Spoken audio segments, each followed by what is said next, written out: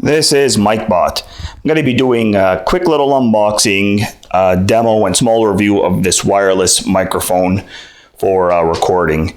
So I went with this product because mainly the main microphone I use for recording snapped, and it's a wired one. So I went on Amazon, looked for something that's convenient, wireless, because the biggest issue with my other one was that it was wired and I stepped on it by accident.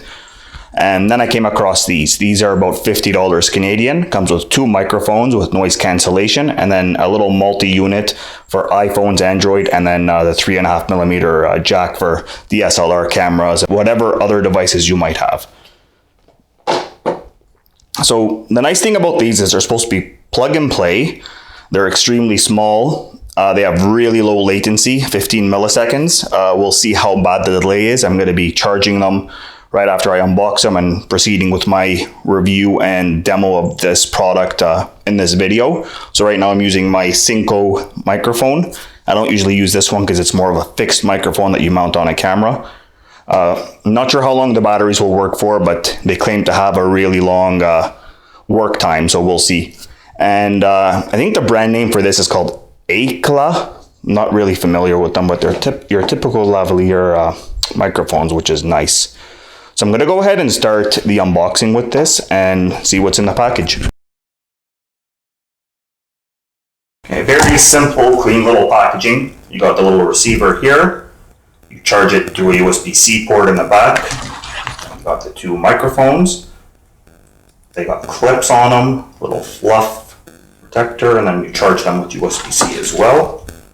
And then I assume this is going to be the cables. I'm going to have the microphone here. Sorry, your manual. What do we have in here? This looks like spare parts. Yeah, so you got some spare parts here, spare clips, spare microphone covers, and then 1, 2 charging cables, and then it looks like an extension cord for the 3.5mm port, and then a nice little carrying case. Alright, so I'm going to go ahead and charge this up and proceed with my review. This is why I need a wireless microphone. I forgot to hold the microphone up, so I'm going to have to boost the audio during my editing. So yeah, I'm going to go ahead and charge these up and continue the product review and demo with these microphones. Well, at least with one of them. Alright, so I've officially charged the microphone and I am now using it. So this is the brand new microphone I'm using, and here's the secondary one. So basically they both have indicator lights right here. When they're charging, they're red. When it's done, it turns off. Same with the main unit as well, the receiver. Red light means it's charging, no light means it's done charging. When you press and hold the power button for a second or two, it'll light up. Press it as well on the receiver, and then when they link together, it becomes green. And that's basically it.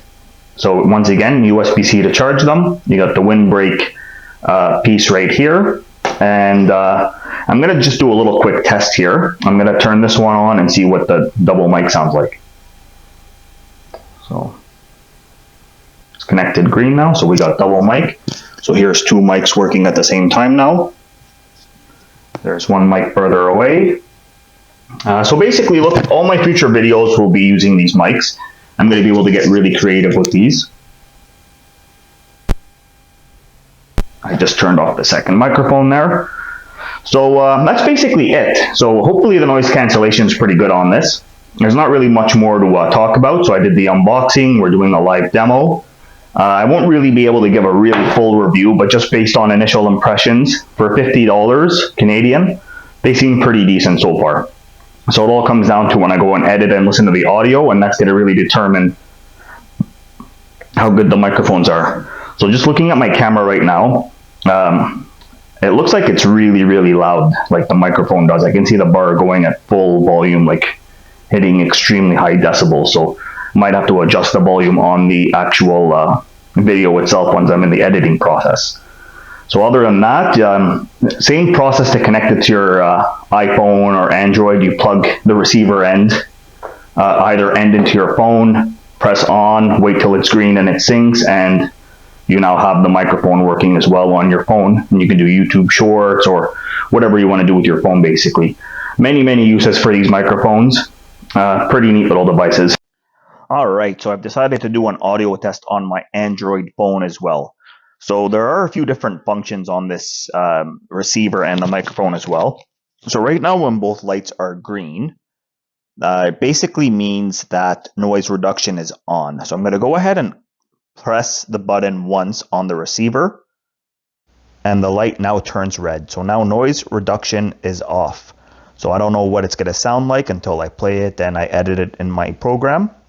But I'm going to basically leave this as raw as possible so everybody gets a clear indicator of how the sound basically sounds. So now as well, I'm going to hit the button on the microphone.